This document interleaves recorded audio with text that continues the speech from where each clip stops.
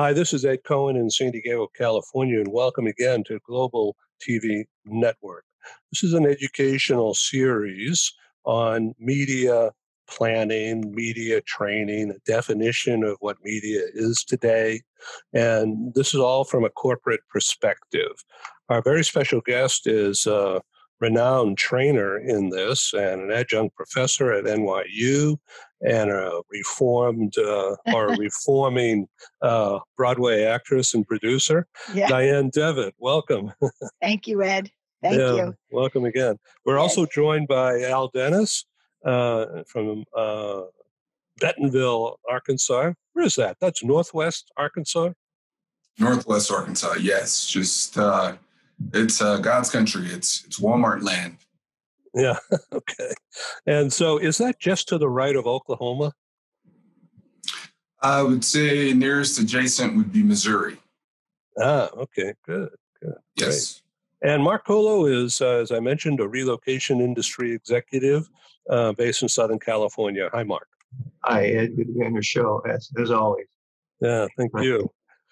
So Mark is also a founder and a director of a charity, our favorite charity.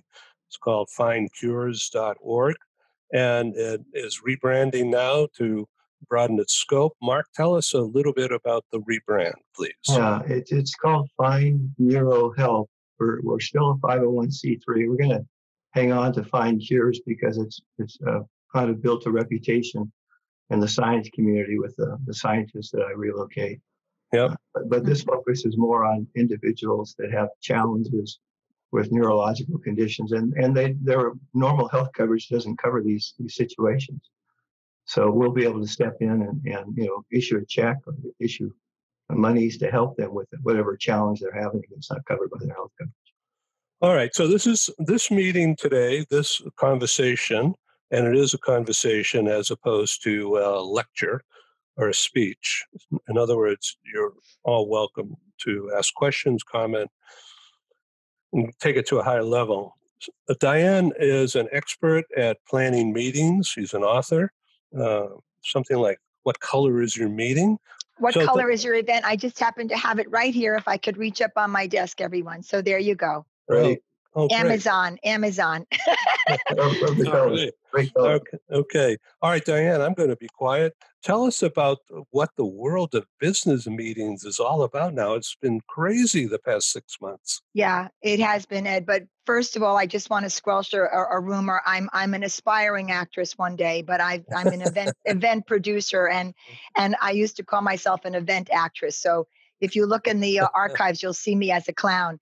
But anyway, I'm in a unique position because I consult and speak with people across the broad spectrum of the hospitality industry. So we have a phrase called MICE, right? So it's meetings, incentives, conferences, conventions, exhibits, events. It kind of includes all of them. And so it's just been, this is what I mentioned to you. It's been very interesting to me listening to very senior planners, VPs, global VPs of departments in this space, and what they've been going through the last few months, and to some degree, a frustration in adapting to new skills. So when you ask me what's going on in the landscape now, the whole dynamic of a corporate meeting planning department is changing. What are the expectations?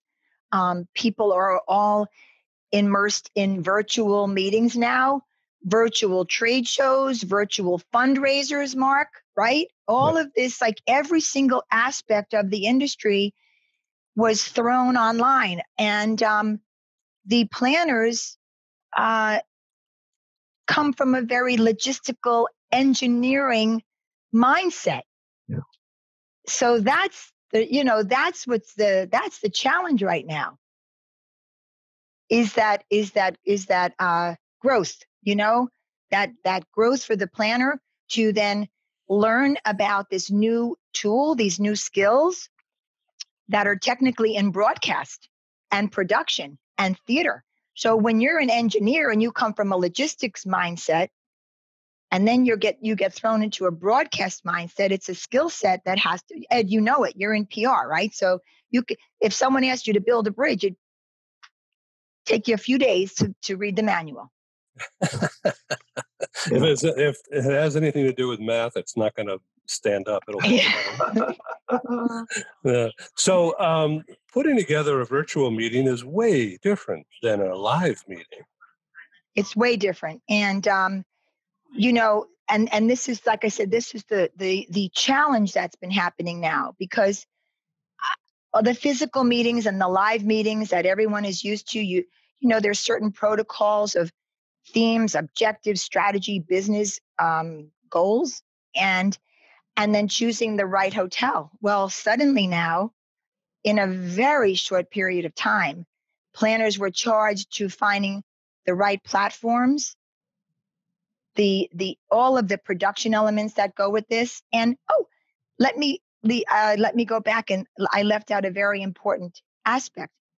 The platforms that we know today did not exist 6 months ago. Yeah, especially any knowledge, like I had zero knowledge about how to do this. Right. Well, okay. So, so people have this preconception that Zoom is everything for a meeting, but it's not. And that's the learning curve that I think is the biggest conflict and struggle for a lot of planners who have stakeholders and the executive team who really don't have the time or interest in their learning this new skill. And especially at a time when budgets are being cut back, right? So executive teams have limited knowledge about this too. Yes, they do. Yeah. And I want to yell at some of them sometimes because they're not being very patient. So I'll give you the Dianne Devitt version. So this is how I explain it to people.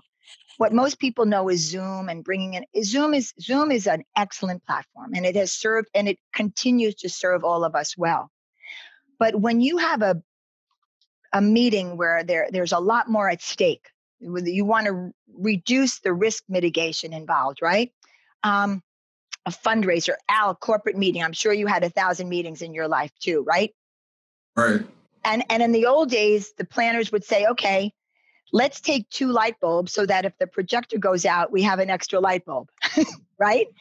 So now we're kind of at this place where Zoom, as I describe it, is the ballroom, is the big ballroom space that we're all used to going into. But to produce a well-planned, deliberate meeting, objectives, goals, strategies, agendas, speakers, blah, blah, blah, you need a place for the speakers to be held, like a green room. You need an operations room for your meeting planning team. You need a production element team that's going to actually be capturing, as we're speaking, capturing what we're saying, because sometimes these meetings are required to be translated into 5 to 10 different languages if they're a global meeting for a multinational company. Mm-hmm. So there are a lot of technical production elements with this that 6 months ago and 7 months ago, the average planner did not have any knowledge about. Mm-hmm. Make sense? Yeah. So Dianne, live meetings, when do you think they'll come back? And how will they be different? So this is the prediction as we know it now. I mean, there are some meetings going on now, as you know. In fact, Mark, I'm sure will speak about his golf outing, which is great. There are meetings going on now, and make no mistakes, hotels are equipped for meetings in terms of all of the CDC compliances and social distancing. The events industry, the rental companies, the furniture, we all know what needs to be done. But the prediction is this. First, there'll be local meetings, which is what's happening. People in companies will have small groups of a team meeting first. It'll be local, then it'll be regional, be national, and it'll be international. And the reality of true international travel won't start till mid-2021. That's the prediction. planners in a webinar that I was in last week by one of the leading magazines, they took a poll and planners said the end of Q1, they'll feel comfortable having meetings, but the end of Q2 is when they really see it becoming a little bit what we were familiar with pre-COVID. So a lot of this has to do with the viability of the testing and not getting it and having it free, or insurance paid for, but reliable. And I'm ready to get the vaccine, not as a guinea pig, but once it's approved, I'll be first in line. But there's a lot of people who are really nervous about getting injected with the disease when they don't have it now. Yes, there are. And again, the hotels, it'll be a real experience for all of us to check into a hotel now. As my colleagues have said to me, you go, there are no more room keys. Everything is on your device. So the door basically opens on its own. And housekeeping has been done away with. No one will enter your room while you're staying at that property. Yeah. All of the amenities have been taken out. In other words, anything that you could touch that, how they say, like even pre-COVID, that a menu held the most germs in it, right? So anything that can be, any tactile, been removed. So what about the coffee pot? You're gonna have to go stand in line like everyone else did, right? Yeah. So all of the services have been redesigned based on the hotel, based on the property, based on the guests that are there. All of the food is wrapped. Now it looks great because presentation is part of it, but the hotels have taken care from every physical touch point that a guest would have to mitigate that risk to contract the virus. Yeah. So in the meetings that are being held, what I've heard, particularly like in Paris and Switzerland, there are small meetings going on right now. Yes. But they're 15, 20 people and everybody's social distance, but they're in a meeting. They're in a meeting. In a meeting. So that's the prediction you asked me for physical. The concept and the term hybrid is here to stay, regardless of when we meet robustly in a physical, in a way. There'll always be, in my estimation, a hybrid component to a meeting. Now, that being said, it's an interesting thing, and I'll get back to you with this, Ed, because I'm just working on a survey myself of planners based on the, say, 15 or so different types of meetings, sales training meetings, this and this, board of directors meetings, and what their thoughts are, like what should be strictly physical. Should a board meeting, when the time comes, be physical? My opinion, yes. Can it be done virtually now? Yes. But will there always be a hybrid component because we've gotten so used to it and we've accepted it as a replacement or a substitute for physical? So that's really where the industry is changing and evolving. And that's when I get back to that skill set of the planner. My vision and my prediction is that there will be two types of planners. There will be the virtual planner, who will be more of an event producer, have that technical ability, versus the physical planner. And what will be required then is that they both work together, because what's happening now at, say, exactly this time virtually needs to happen and be compatible physically. So, yep. Yeah. It's show business. Yeah. Okay. So now so let's talk about the C-suite or senior level. Mm-hmm. they all think they have magnetic personalities, and we know that, like, my personality doesn't come across. Yours does, but my personality doesn't come. No, that's not true, Ed. I think you have a great personality, right, Mark? Come on, Mark and Al, they love you. He's being extremely modest. Now, I'm not sourcing for this, but people think that they can't get anything done if they can't press the flesh. Yes, that's true. They do, and it's such a natural human gesture, isn't it, to shake someone's hand? But it's even more than that. Shaking hand, you truly make a connection. You truly physically make a connection when you shake someone's hand, and it's a bond. And we don't have that. That's what we're missing.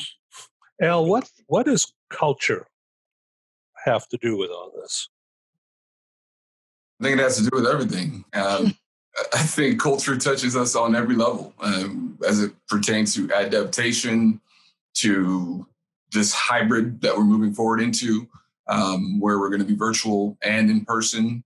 It plays a role as it pertains to the individuals that are becoming infected, also in how they're engaging, and just even from a business standpoint, just the cohesion among. Right now, we need the most effective and urgent, response, and so you need that highest level of cohesion. And so right now, I think culture plays even the most important role, because understanding each other is critical to better connecting and better being more efficient and being more productive.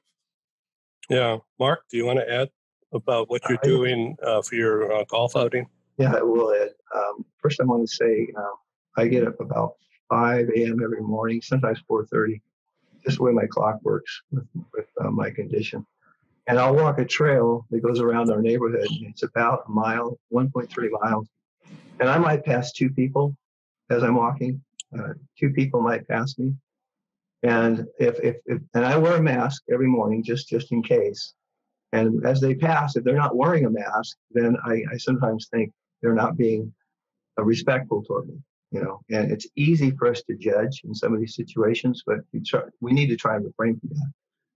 But getting back to your question about the golf tournament, we're doing this completely different. Some people thought we were crazy, and we are crazy, but someone said, you're nuts for having that with COVID going on. But if you think about the sports that you can play, this is probably one of the safest sports you can do if you know the person you're sitting next to, right?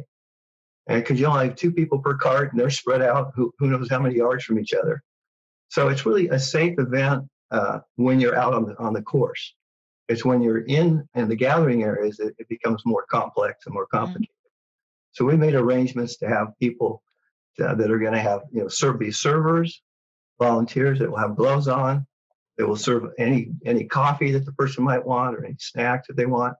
It's all hands off. So if you're there as a patron, you can't touch pretty much anything. We're also going to enforce the driver club length rule, where you need to be at least a driver's club distance from each other. So it's going to be different. We're going to have to be kind of policing and watching. And the biggest change that we were facing, and it's been corrected, is most golf tournaments, you have what's called a shotgun start. And so everyone's all spread out on the course, and then they all start at the same time. So in theory, they finish about the same time. If you don't have a shotgun start and you do it just player by player, you get some guys get in there like 2 hours apart from each other, right? I mean, it's crazy. So we made a deal with the golf course that if we could do a shotgun start, we'd keep it below 75 players. And that's about how many carts they have. So there are some other parameters you have to think about when you do these things. Yeah, boy, I never thought of that. Yeah, Mark, I have to say too, is I went golfing last month and the course was still under compliance. And here's something I never thought of. They actually filled the putting, the tee. They filled it with like some kind of styrofoam. So in other words, you couldn't reach in for your ball. Your ball never really went in the hole. Yeah. That's interesting. Yeah, it was really interesting. No hands involved. No hands touching the tee. No hands touching anything. That's interesting. And Mark, yeah, thank you. Your golf is good for your mental health as well, in my opinion. So, I mean, I applaud your efforts because I think it's it makes sense. Thank you, Al. That's great. Yeah. Yeah, there's one thing else mentioned that I saw this as we were preparing, because I had to order shirts for the players and order all the handouts for the players. I did see online they had like a little ball washer that you put on your belt, and you can take your golf ball and you can stick it in there and you can spin it around in this little device on your belt and clean your ball, right? So who knows? Maybe your ball picks up COVID along the way. I don't know. Maybe it bumps off somebody, or who knows? Hey, so why not put hand sanitizer in there instead of water? That's a great point, Ed. Yeah, I think you can. I think you can go either way. I think. Yeah. It'll hold chemicals, so. But I thought that was interesting. Good point, Ed. There's a lot of, to that point, there are a lot of good things that are coming out of this year for the future, best practices to protect us from future flus, future viruses, future contacting things in this world we live in. And, so I think, it's going to be interesting. I'm curious to see if the golf course install, has any of these CDC compliant rules when you're playing. But, go have fun. Oh, we're going to have fun. Al and I, we're all going to show up, aren't we?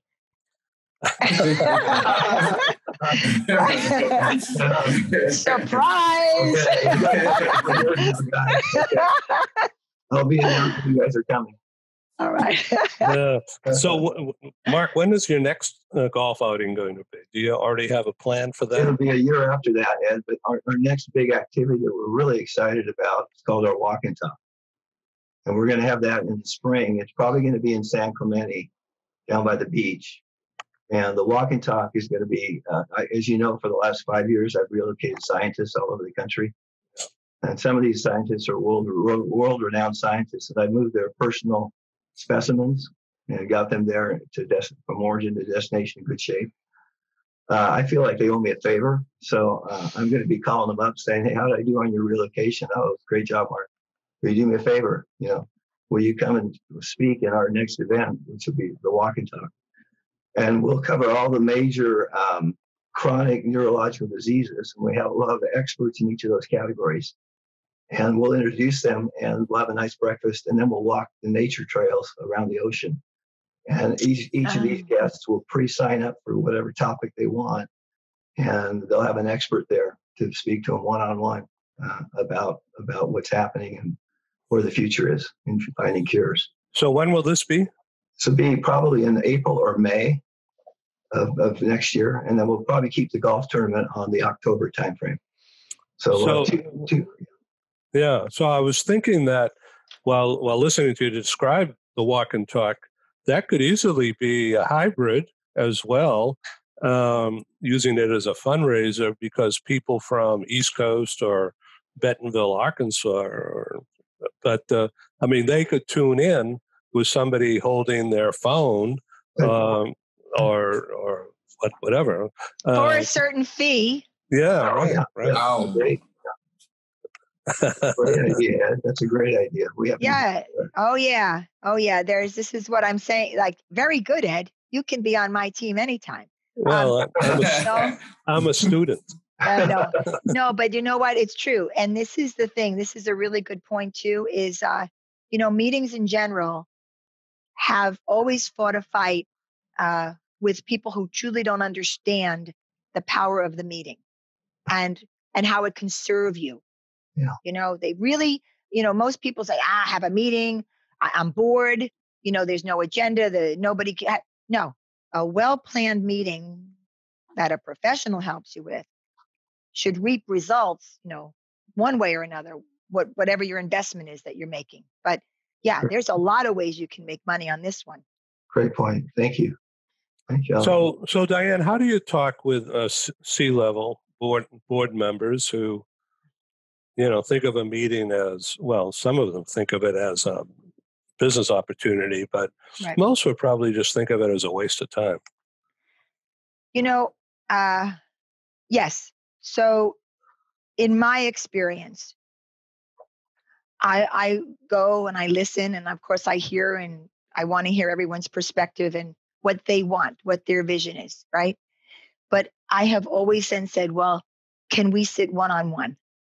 So if I'm sitting one-on-one with you behind a closed door, Ed, I'm going to then take certain liberties. I'm your doctor at that point, and saying, okay, uh, here's the objectives and goals that we discussed. Now, what do you really want to accomplish? Like, what is your hidden agenda with this? And it could be politically, it could be financial, it could be, it could be fundraising, it could be whatever it is. There's always something that a C-suite person wants to accomplish. Could be bringing in a new person and watching them lead in the meeting. And so I really look for those trigger words and that personal vision that someone wants to accomplish. And then I can go and make my own subset over the years of objectives and goals that merge then with the greater whole. Yeah. Alan, your experience, I'm thinking of your experience with Hershey Foods. Sure. You probably went to 100 meetings, and so what do you? I mean, when you think back on all that, and you hear and listen and tune in on what Dianne is talking about today, what do you take forward? What are you thinking? I'm thinking best demonstrated practice. That was actually the phrase used at the Hershey Company, best demonstrated practice. And I think that what Dianne is speaking to, it makes sense, because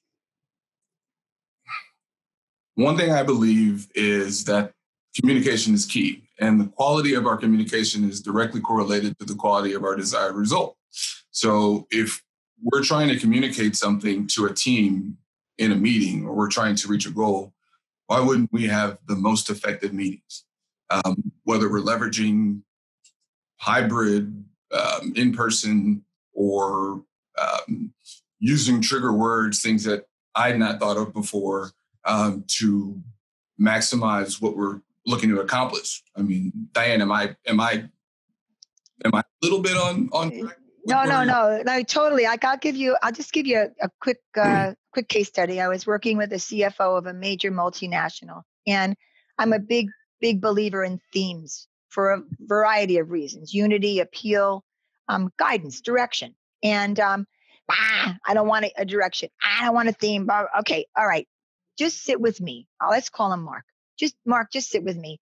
Tell me about what you want to accomplish from this. And what I heard at the time was, I need these guys, because it was 99 men, 1 woman.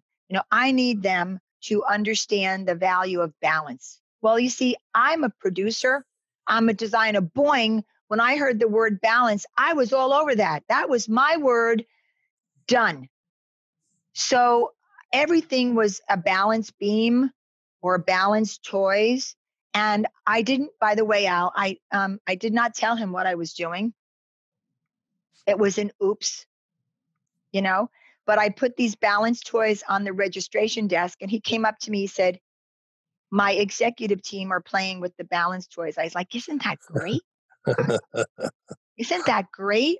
And so every time there was something on the agenda, when he was speaking about coming out of the red, for example, I went in my bag of tricks and I took out a red tie and a black tie. And I said, would you like to use these during your presentation? Okay, so then after that, it became very Pavlovian. So that was like one example.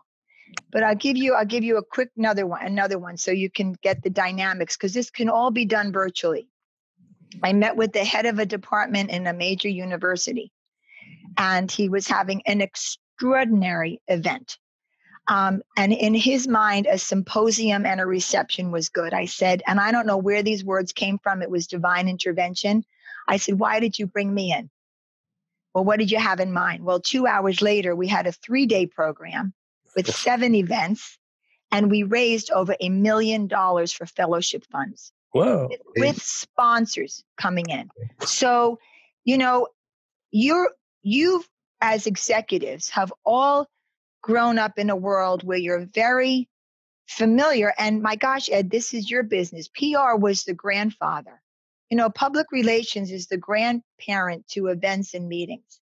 Yeah. Then advertising came in, buy this soap in the 50s, right? And all of the incentives and the rewards and all those green stamp programs.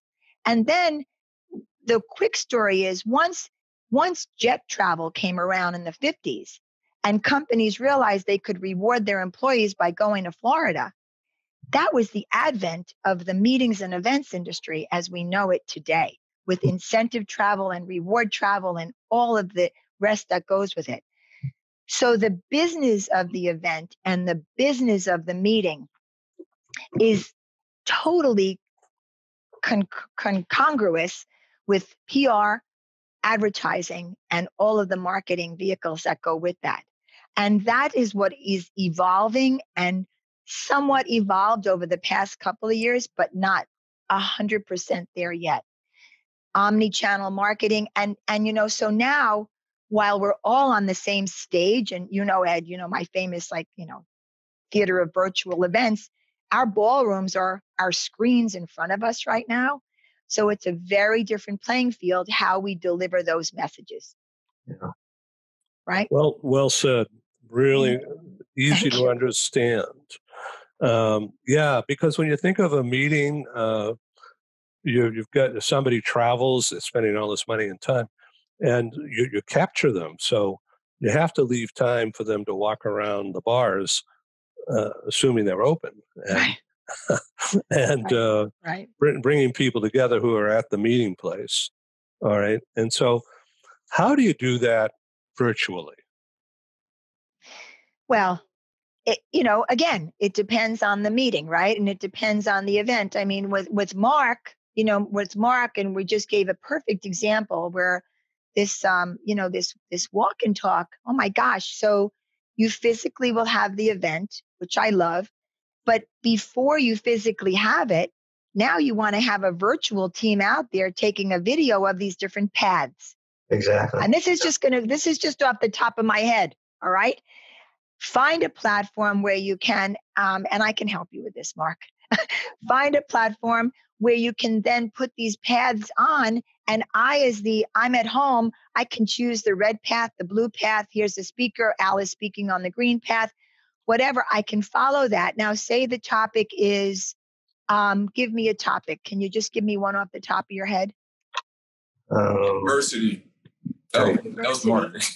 All right, let's just take diversity. Okay, so diversity would be great. What am I getting in the mail prior to that date? What am I getting in the mail for that event? Is it a book on diversity? Is it a mirror that says, are you with us or not? Yeah. See, I like that one. See, what I'm saying is you have the ability now through the tactile premiums and event and little, the invitation that you send. And a hard invitation now has more value than sometimes, the best champagne or wine you can give. Because a hard invitation is a tactile way of saying you're invited, you're a part of this, you can touch it, you can see it, you can read the writing on it. So planners, creative planners are incorporating things like that. People are incorporating music. So there's a lot of different, and by the way, I have one more idea for you. Let's write this down so we don't forget. Let's also do an upsell. Let's also do an upsell for your event that if you pay a premium, you get a one-on-one talk with that expert. I like that. Oh, I know. Okay. Ed, we get a commission on this. No, I'm kidding. It's all charity. It's all charity. Charity, we don't get a commission. Well, I think I want to just get a free ticket. It's interesting you say this. I watched the broadcast That's amazing. by Michael J. Fox, and I think his wife Debbie, I think it was, or his assistant. Anyway, it was interesting. But they said during the course of this webinar we're going to have, you'll be able to click in the middle of the screen. You can ask questions of the presenters, and the whole thing went through beginning to end. Nothing popped up that said ask your question here. It just wasn't there. So this connecting, is critical to actually connect with the person. I mean, but then you have the fear of the technology aspect. What if there's an added movement, added piece, and what if something disconnects? But I think that connection is invaluable. I mean, you just have to find a way to do it. And again, let's go back to that, like that when I told you Zoom is that ballroom. So the production companies, digital production companies, all right, some of them have been around. They've been the pioneers for 20, 25 years. This is not new to them. A lot of the investment banks and multinationals have been using this in webinars and streaming. Just as there are different meetings, investment banking, board of directors, that's the different platforms that are emerging now. So there was an email going around the last couple of weeks. There are 80 companies who are claiming to be digital event companies. It's extremely confusing to the planner right now. And I make the analogy of, I don't know how many years ago, 20 years ago, back in the day, remember this all when you had badges at a meeting and you literally had to print them yourselves and type them in yourselves and whatever it was. And then suddenly we had this advent of companies that could print badges for you. What we didn't realize at the time was the data that they were collecting. So to get Al Dennis's name and Mark Colo's and Ed's name and all your contact information, but the end product is a badge, that was the beginning of the whole concept of the meeting being the place that can collect data. That's the point, is meetings are tools that then keep on giving from a marketing point of view based on the direction you want to go. Yeah, good point. Yeah, exactly. Yeah. Point of contact. So this is really, really helpful. Let's sort of aim to bringing this to a close in a few minutes. So Dianne, you want to give us a step-by-step, 1, 2, 3 kind of to-dos, not to-dos when you're thinking about, and you're not talking to us, you're talking through us to the audience who will be corporate managers. Right, exactly. Okay. So the first thing I would say is to identify, having a virtual meeting, identify the goals and objectives the same way you would for a physical meeting. That would be the first thing, is really understand from a time point of view, from a strategy point of view, what's the reason for it. Secondly, sit down with your team. If you have an internal team or an external team, and truly understand without judgment what their capabilities are, because there are many extremely talented and experienced meeting planners out there who are scared right now. I spoke with one yesterday who works for one of the top multinational financial companies, and she said, Dianne, I'm not comfortable in the digital space. I'm an excellent meeting planner, but it's not my skill set. The skill set comes from more of the event producer's head, who is used to that script and broadcast, and the technical doesn't scare them. So this is a melding and a coming together of two different skill sets. And as a manager, I think it's a responsibility to understand the capabilities and listen to what your team needs, because they're doing the research.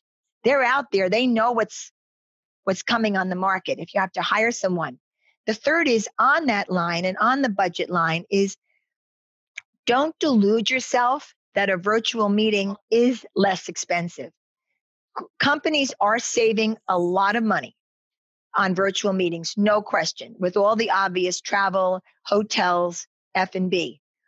But to do this right, to hire the right production team, is the investment where the budget is shifting. To order those, to have those invitations, to do those small touch points, to deliver the wine or the mirror that's themed to a diversity topic, that's going to really make a difference, that touch point, if I'm talking about diversity and I get a mirror in the mail. Interesting. And so that's where the budgets are shifting, and the planners have to be taught, and they have to relay it as they can, and teach management the opportunities that exist. So on this idea that I've sent around, and we all have participated in the chat thing here of exchanging our contact data, that's a good idea, just how I've done it, isn't it? That's sufficient. Yes. Yeah. Yeah. Okay. Not to make it anything more complicated. No, I think it's great. People do like to participate in chat. Everyone has their opinion, and I'm just curious. Can I ask just too, like, Al Al and Mark, Ed, all of you've all had meetings. It's a new way of thinking about the meeting and event now. When you say, there's a whole new way of customer engagement, advertising, PR. Everyone's looking to deliver a message and reach a customer. Yeah. A lot of people don't know what to do, though, or they're afraid, nervous about how they're coming across.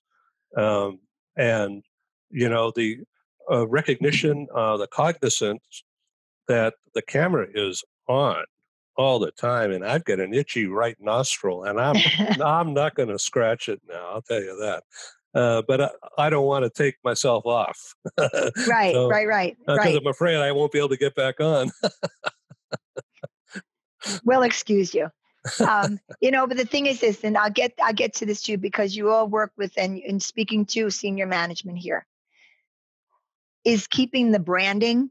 What is the new way of perceiving branding? What is the new way of respecting it, of showcasing it? We're not in a direct sales. If I were here, or if Al were there, with the big Hershey step and repeat behind him, do I want that glaring in my face right now? It's a new world in how we're letting people in privately. And I think part of that is because we're separated physically. So I want to connect with you. I'm going to let you in. I'm going to let you into my world a little bit. But brands are really struggling with identity. What's enough? What's too much? But again, this is where these great platforms are coming out. Some of them are wonderful, where the branding is right there, the logos are right there, and it's not in your face. So it's good. Okay, now let's zero in on the culture thing, but from a in-company political environment, whereby there might be a manager, maybe not a direct supervisor, but down the hall, who's from, say, the Midwest, all right, and the person is a white guy, but not a personal guy. Let's just say it's a guy. It's more of a self-deprecating personality, and then there's somebody like me, okay, and who I am with my name and my appearance and little fuzz, and that I'm talking to about what the company's all about, what the brand is all about.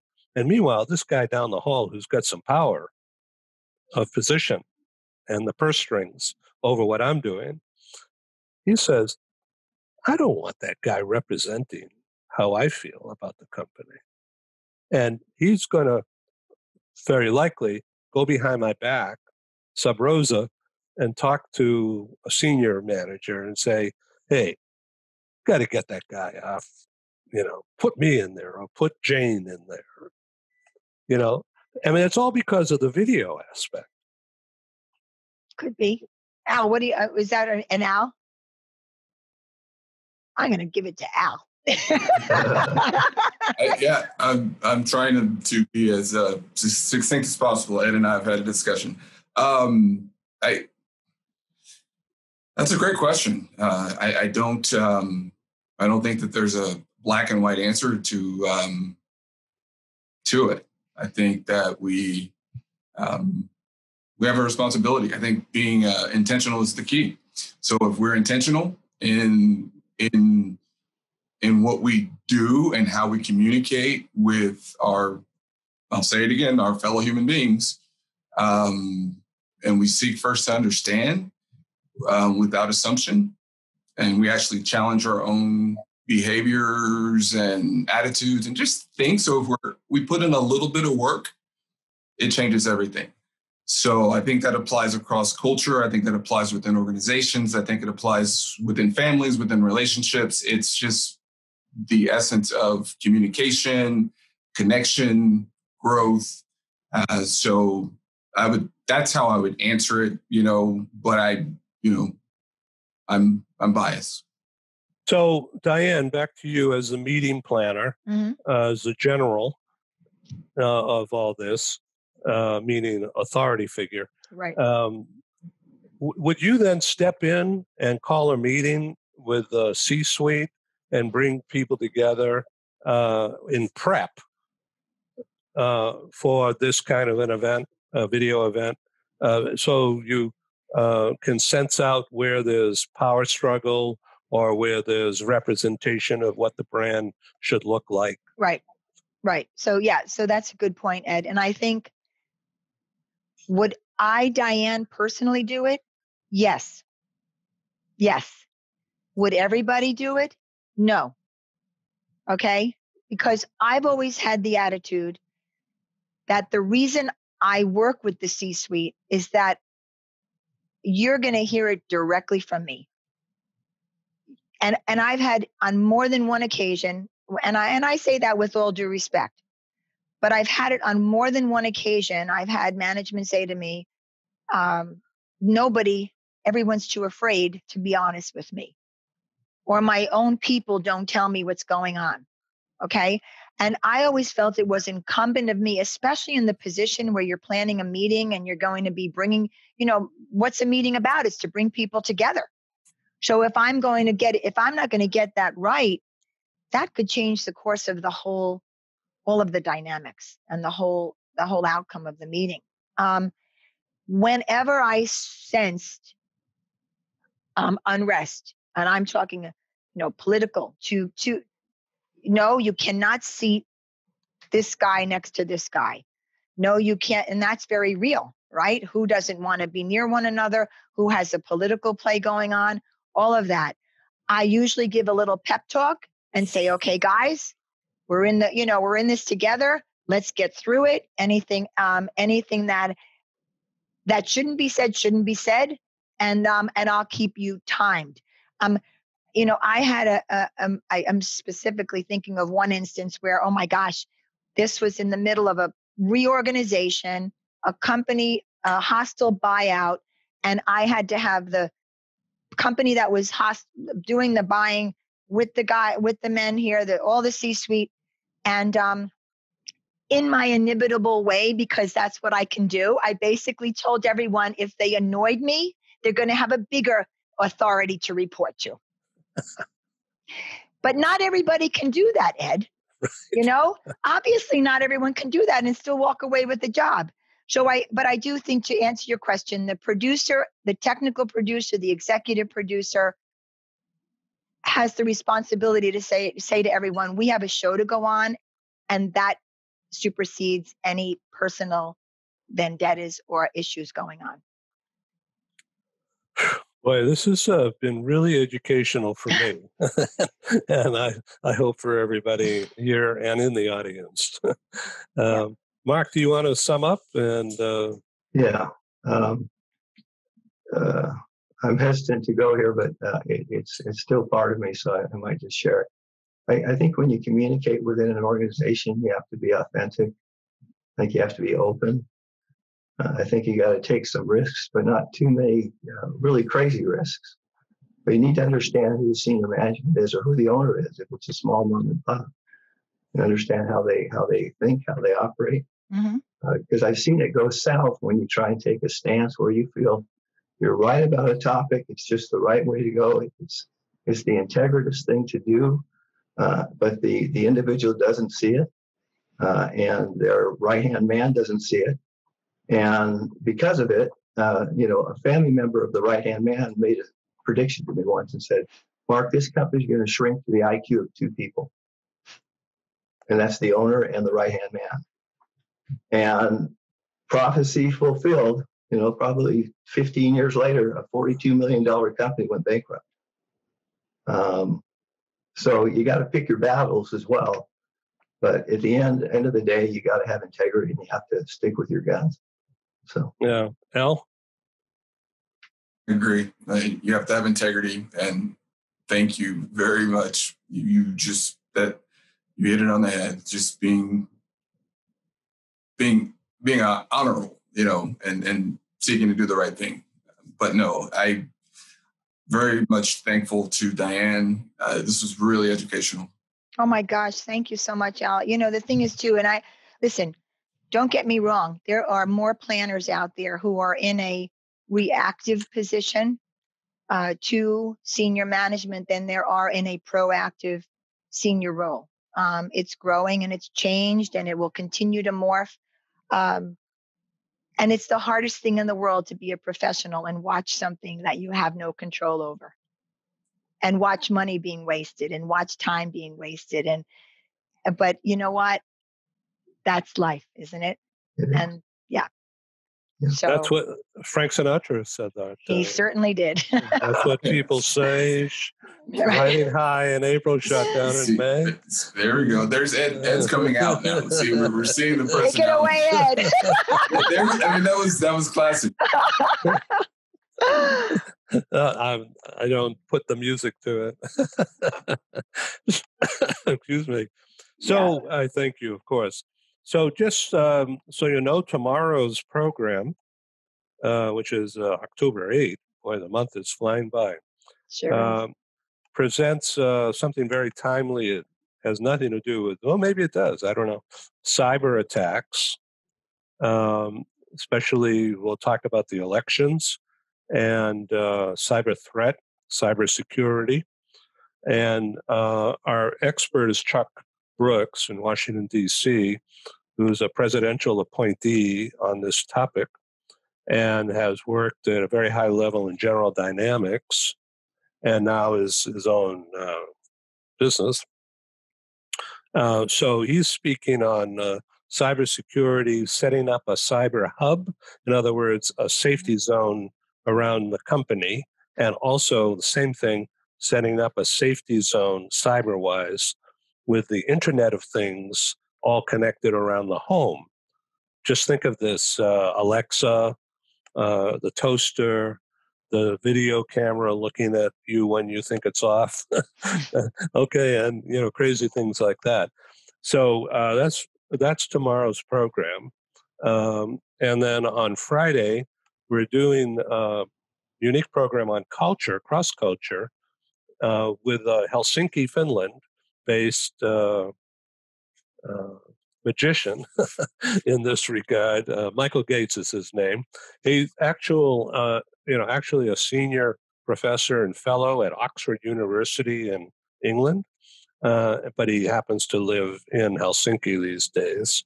So he's one of the original guys who have taught about cross-cultural from a business point of view, business communications across borders. When you get different levels of people, different backgrounds and interpretation techniques, and just making things happen, particularly in the world of virtual. And so I want to invite you all to consider joining us. As once again, free registration.